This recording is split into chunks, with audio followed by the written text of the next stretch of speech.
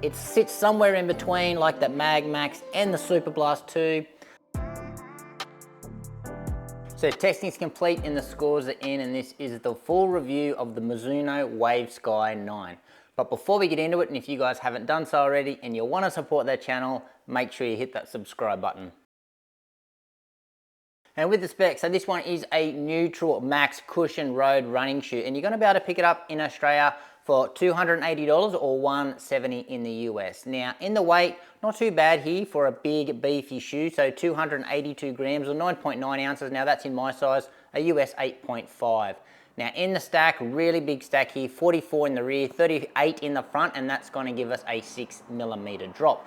Now for the scores at $280, it's certainly up at the higher end when in comparison to your premium daily trainers, but it's certainly at the lower end if you're comparing this to those max cushion super trainers. So for me, I think it represents pretty good value here for what you get. I think it's reasonable, 7.5 out of 10.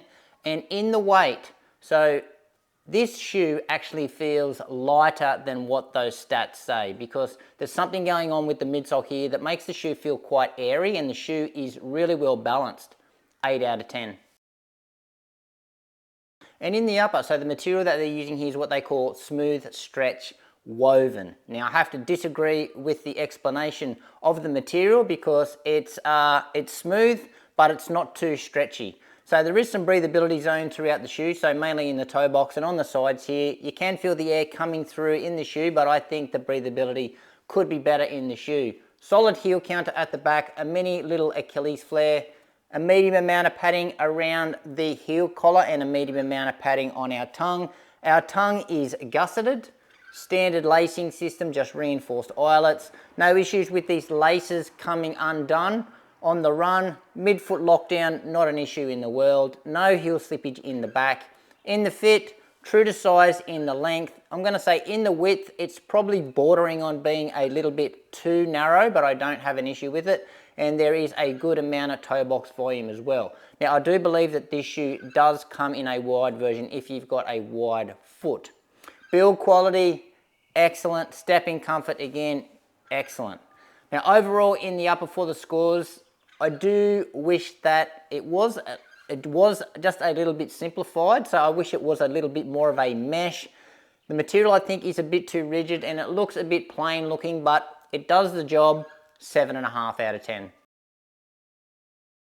And in the outsole, so they're using their X10 blown rubber, and an interesting tread pattern here on the bottom. Not your standard looking tread pattern, so pretty much in the shape of these pods. It is segmented off, and there's plenty of exposed foam on the bottom of the shoe, letting this midsole breathe, which translates into the ride. So I do think this outsole complements the shoe. It doesn't take anything away from the ride. Now in the durability department, it will show signs of wear quite early, where it has for me. So especially up here, right on the end of the rocker here, I've pretty much worn that flat, but this X10 blown rubber is quite thick, so I'm not really concerned about the durability. It's still gonna last for many, many miles. Now in the grip department, awesome in the dry, but it does have a little bit of an issue in the wet road, and that's on a wet road, and that's probably its only drawback. But overall here, pretty happy with what's going on in the outsole, 8 out of 10. And in the midsole, so dual density foam setup, what they've got going on here, Mizuno Energy NXT, but two types of that foam. So we've got our top layer, which is probably the biggest layer, and that is a nitrogen injected version of this NXT foam. And then under that, they have got the EVA version of the NXT, and I believe that is the same foam that is in the Mizuno Neo Vista, the original version, and also the bottom layer of the Neo Vista 2 as well. But this top nitrogen infused layer is a different type of Mizuno Energy NXT foam that you're going to find in the Zen and also the new Neo Vista 2. So don't be confused by that. Different setup here. So it has got a wave technology in it, but they don't actually have the plate that Mizuno is famous for. So they just achieve the stiffness in the shoe just by the shape of how the midsole is set up. So it's set up in this wave shape, and that's how they achieve stability in the shoe. So rigidity wise, it's a pretty stiff shoe for a shoe that doesn't have a plate. Now in the geometry, we have got a nice 4-foot rocker here. So I'm going to say it's not too early and it's not too late, somewhere in the middle. And again, it's not an aggressive rocker, it's not an early rocker, but you can certainly feel it on the run. It takes any slappiness out of the ride, and it certainly complements what's going on in the ride. And in the ride, well, if you watch my first impressions review, I absolutely love this ride. I described it as smooth, soft, and stable. Now, has my opinion changed on the shoe? Well, no, it hasn't. I'm still in love with the shoe. I think it is one of the best rides on the market, especially in its category. So, as I described, smooth, soft, and stable.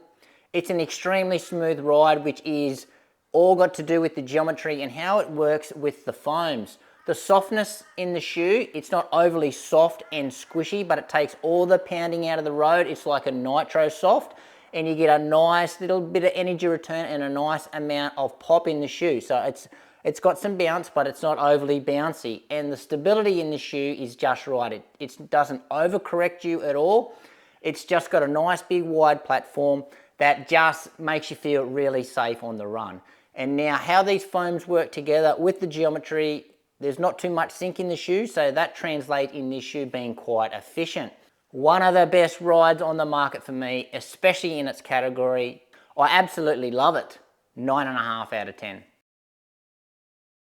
And best use, well, I agree with the website and how this shoe is marketed. Perfect for your easy days, your recovery days, daily miles, and it's smooth and efficient enough to be an excellent long run option as well. Now, I probably wouldn't use this for a workout, so a speed session, and I probably wouldn't race in the shoe, but this would be still a great option. If you want a marathon, you're not looking to race a marathon, but you're just looking to finish the marathon, excellent option for that as well. Now, who is this shoe best for? So, with this shoe being so safe, for me, it has to be one of the easiest shoes to recommend to almost everyone. So, this is almost, if someone asks for an opinion of an easy day shoe, a daily trainer, a max cushion shoe, a long run shoe, this is automatically the first shoe that comes to mind. So unless you need like a medial post or a lot of stability, then I think this shoe will pretty much suit most people out there. As long as you can get along with this upper, you can get the wide version if you've got a wide foot, but if the upper fits, yeah, this shoe is good to go for almost everyone out there. So some other options out there if you are considering this shoe. First one that comes to mind, Puma Mag Max. I've got a comparison video between those two shoes if you want a detailed comparison there. But very similar setup, nitro foams. It's probably a little bit more sluggish, I think, for me, the Mag Max. Next one is the Asics Super Blast 2. So a nice big wide stable platform that's got a nice amount of pop that can also go long. A little bit more expensive than this shoe. And the last one, I'm going to throw in there the Asics Glide Ride Max. So that one, it's probably a little bit more rocker than this shoe. Foam's totally different, so it's probably a little bit softer, but certainly not as efficient as this shoe. And it's also a bit of a tighter fit as well, but a little bit cheaper than this shoe. So checking out the scores there, the Wave Sky 9 has cracked into the 40s, and if you know my scoring system, any shoe that scores over 40 is an amazing shoe, is an elite shoe. So it's probably got my highest score of the year in the ride department, especially for its category. As I mentioned before, I think out of all the max cushion shoes, this is number one. I prefer this over them all. It sits somewhere in between like that Mag Max and the Super Blast 2. A little bit familiar too to the Skyward X, so a little bit of bounce and a little bit of pop, but I think this is a better ride than that as well. It's such a well-balanced shoe, 100%. It's a definite buy, and as I said, I can pretty much recommend this shoe to everyone.